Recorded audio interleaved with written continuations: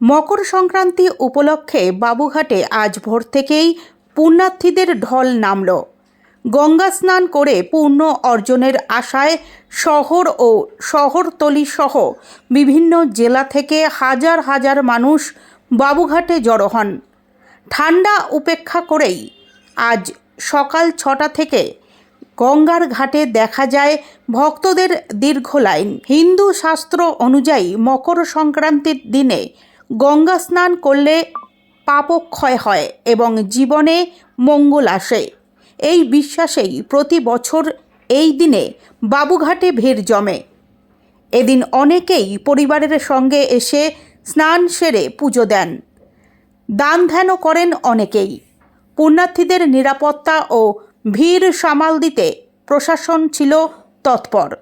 ঘাট এলাকায় মোতায়েন করা হয় অতিরিক্ত পুলিশ বাহিনী, সিভিল ডিফেন্স ও বিপর্যয় মোকাবিলা দল। কোথাও যাতে অপ্রীতিকর ঘটনা না ঘটে সেদিকে কড়া নজর রাখা হয়।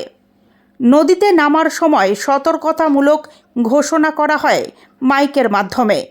এদিন বাবুঘাট সংলগ্ন এলাকায় অস্থায়ী দোকান, ফুল, ধূপ, ফল ও পুজোর সামগ্রীর পসরা বসে।